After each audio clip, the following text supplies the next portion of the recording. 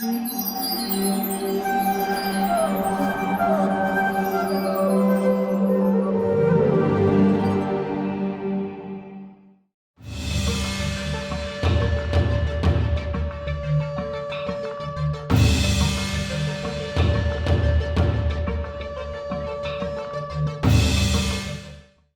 Krishna, we will be doing Bhagavad Gita chapter 5 verse 18. Vidya Vinaya Sampanni Brahmane Gavihastini Shuni Chaiva Shvapakecha Pandita Samadarshinaha. Translation, chapter 5 verse 19. The humble sages, by virtue of true knowledge, see with equal vision a learned and gentle Brahmana, a cow, an elephant, a dog, and a dog-eater. See, there may be in society the difference between a Brahmana and a dog-eater. Socially there may be differences. For people who care for social way of life or, social rules and regulations. But, scientifically if you are seeing, according to the various species, dog may be different from an elephant and it may be different from a cow and things like that. But for a humble sage who has true knowledge, what is true knowledge? True knowledge means the knowledge of the soul. That is Vidya. What is Avidya? The knowledge that is required for the body, for maintenance of the body. Like whatever we learn in school, social studies, science, maths, English, Kannada, Sanskrit, arts, music, games, painting, flute, whatever you learn in school, except the knowledge of Bhagavad Gita, everything is avidya. But of course, music, if you are singing only kirtans, then that also comes under vidya. So anything related to Krishna and related to soul, that is vidya. So now a humble sage who has got that vidya, vidya makes us vinaya also, vidya makes us humble. Vidya makes us get all the divine qualities. Vidya will make us take care of parents. Vidya will make us respect our parents. Vidya will make us for scriptural rules and regulations. But what is avidya? If without vidya only avidya is given, then people go haywire. Actually, people sometimes, in the name of making money, because avidya teaches us how to make money, vidya takes us how to make mana into pure place where Krishna can reside. So with avidya, if we are only focused on making money, we may even leave the country for the sake of money and we may not even come back. So our parents have lost the child and the country has lost also, So actually, along with avidya, vidya is a must. Avidya is a must. They are like the two wheels of one single chariot. We need avidya to maintain our body and to make a living. We need vidya to keep our mind in peace, stress-free when we are trying to make money, and at the same time to be blissful so that we can see everything spiritually. So such a person who sees things spiritually, spirit, the word spirit is there in the word spiritual. One who sees things spiritually, he sees the spirit soul in every living entity, be it a mosquito or a cockroach or a snake or a lizard or a cow or an elephant or a dog or a dog-eater or a brahmana. To him, everyone is an embodied soul. That's all. So if that is our vision, then there is equality. See, people, they fight for equality. Men and women are equal. They fight for equality like that. But actually, what is the comparison between a rose and a jasmine? They are two different things, So, as far as bodies are concerned, male and female, they are different. They are like rose and jasmine, totally different. But as far as soul is concerned, yes, we are all equal. Soul of a male or a female or a dog or a brahmana or an elephant, all are equal. So if you really want to talk about equality, then you have to only talk about the soul.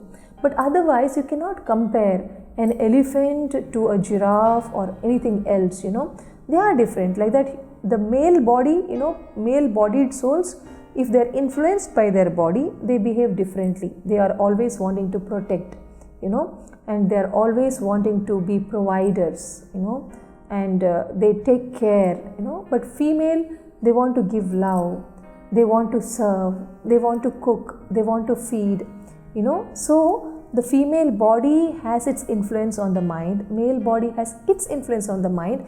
The influences are different. So where is the concept of equality? Equality concept comes when you talk about the soul. So Bhagavad Gita talks, it's a book that talks only equality, it talks about equality, but equality of the soul. But a point to be noted is, souls are equal, but they are not one. They are different. Along with the soul, Paramatma is there in everyone's heart. That Paramatma is same, everywhere. But soul is, limited to that one particular body. That one particular soul is different from the soul in another body. They are all different individuals. So this much understanding a humble sage has. That's what this shloka is telling. And such people, how they look at sense gratification. You see here, it is the 22nd verse of chapter 5. Yehi samsparshaja bhoga dukkha yonaya evate adyantavanta kaunteya nateshu ramate buddha. Translation, chapter 5, verse 22.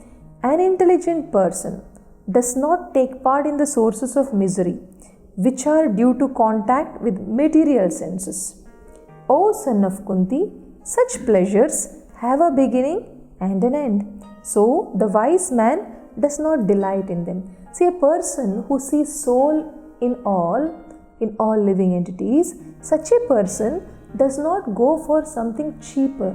The best part is, you see here, he says intelligent person does not take part in sources of misery. So, and then he says, because such pleasure, if it is a source of misery, how we can call it pleasure? You understand in the words? He says that such an intelligent person does not take part in the source of misery because such pleasure. Here, why is this contradictory word? Is because what the other people think as pleasure, this person sees it as another face of the misery. If there's a coin which has pleasure on one end, on one side, there is misery on the other. So the minute he looks at the coin with the pleasure on one end, he sees it as a source of misery also. That's because, our Prabhupada's Guru, Bhaktisiddhanta Saraswati Thakur, his father, Bhakti Vinod Thakur, he was an amazing devotee. He has written more than 108 books.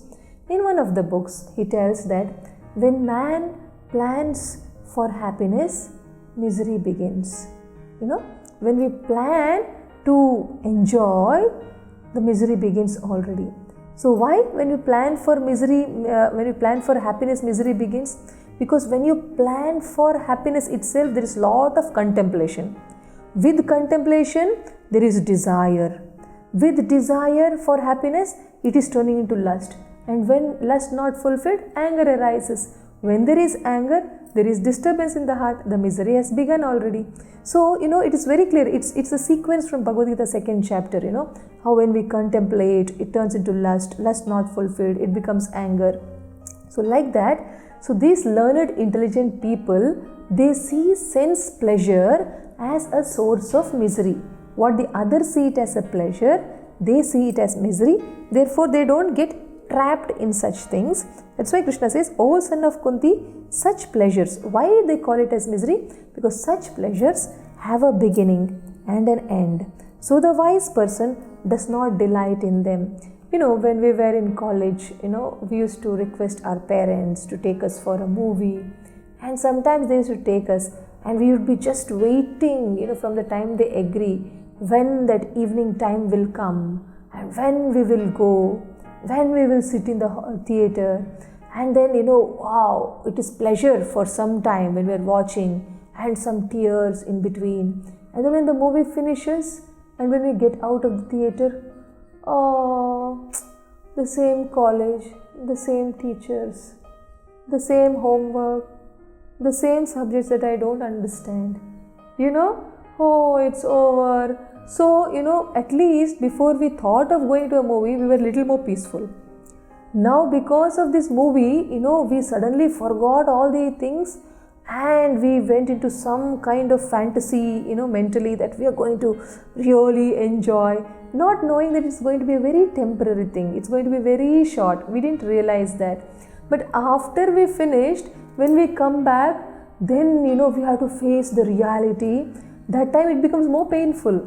So it was better we didn't even go there at that time, So like that, intelligent people will not actually depend or think of or meditate on such sense pleasures, because they know there is a beginning and there is an end to it, and they know how actually to be really happy. That is by understanding that they are a soul and they have a connection with super soul. Then they know what is their goal, that is to go back to Godhead. That is why they never get deviated, they never get disturbed when they see sense pleasures. Thank you very much.